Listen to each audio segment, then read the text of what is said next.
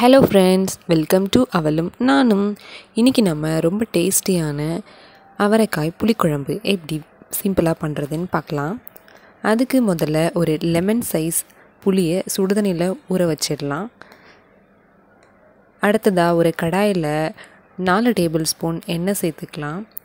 எண்ணெய் நல்லா காஞ்சதும் அதில் கடுகு உளுந்து சேர்த்து அது கொஞ்சம் பொரிஞ்சு வந்ததும் அது கூடவே கொஞ்சமாக வெந்தயம் சேர்த்துட்டு சீரகம் ஒரு 5 போல் மிளகு சேர்த்துக்கலாம். இதெல்லாம் நல்லா பொரிஞ்சு வந்ததும் அது கூட ஒரு கொத்து கருவேப்பிலை, 4 பல்லு பூண்டு சின்ன சின்னதாக கட் பண்ணி சேர்த்துக்கலாம். இது எல்லாமே ஓரளவு பொரிஞ்சதும் இது கூடவே நாம் நறுக்கி வச்சுருக்கிற வெங்காயம் 15 போல் சின்ன வெங்காயம், 2 பெரிய வெங்காயம் சின்ன சின்னதாக கட் பண்ணி சேர்த்துக்கலாம். இப்போ இது கொஞ்சம் கலர் மாதிரி வரட்டும், அதுவரை நாம் ஃப்ரை பண்ணிகிட்டே இருக்கலாம். இந்த அளவுக்கு கலர் மாதிரி வந்ததும் இதில் 2 பெரிய தக்காளி கட் பண்ணி சேர்த்துக்கலாம். இப்போ இந்த தக்காளி வெங்காயம் எல்லாம் குக்காகி கொஞ்சம் சாஃப்டாகி எண்ணெய் தனியாக பிரிஞ்சு வரணும். அந்த அளவுக்கு நாம் இதை குக் பண்ணி எடுக்கணும். இதான் கன்சிஸ்டன்சி. இப்போ கட் பண்ணி வச்ச அவரைக்காய் சேர்த்து அது கூடவே 1/4 டேபிள் ஸ்பூன் மஞ்சள் தூள், தேவையான அளவு உப்பு சேர்த்துக்கலாம். முதலையே தண்ணி சேர்த்துடாமல் இந்த எண்ணெயிலேயே அவரைக்காய் கொஞ்சம் வெந்து வரணும். அப்போ தான் நல்லா டேஸ்டியாக இருக்கும். ஒரு 5 நிமிஷம் போல் இதிலையே நம்ம வேக விட்டுறலாம்.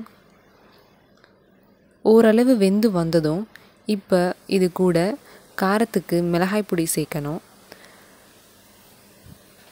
1/2 டேபிள் ஸ்பூன் போல் மிளகாய் பொடி சேர்த்துக்கலாம். மிளகாய் பொடி மட்டுமே இதுக்கு போதும் தான், வேறு எந்த மசாலாவும் சேர்க்க வேண்டியது இல்லை. மிளகாய் சேர்த்துட்டு நல்லா மிக்ஸ் பண்ணி விடணும். மிளகாய் தூளோட ஸ்மெல் நல்லா போனதும் இதில் தண்ணி சேர்த்து வேக வச்சு எடுத்துக்கலாம். ரொம்ப தண்ணி வேண்டாம், கொஞ்சமாகவே தண்ணி போதும் தான். தண்ணி சேர்த்து நல்லா மிக்ஸ் பண்ணிவிட்டு இதை மூடி வச்சு வேக வச்சு எடுத்துக்கலாம். இப்போ நல்லா வெந்து வந்ததும் தண்ணி கொஞ்சம் நல்லா ட்ரைன் ஆகிட்ருக்கோம். வெந்த பிறகு தான் நாம் புளியை சேர்க்கணும். புளி சேர்த்துட்டு இதை நல்லா கொதிக்க விடணும்.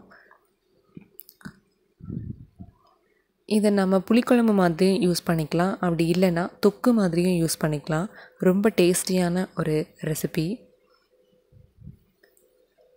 அவ்வளோதான், நல்லா கொதிச்சு வந்ததும் ஸ்டவ் ஆஃப் பண்ணிடலாம்.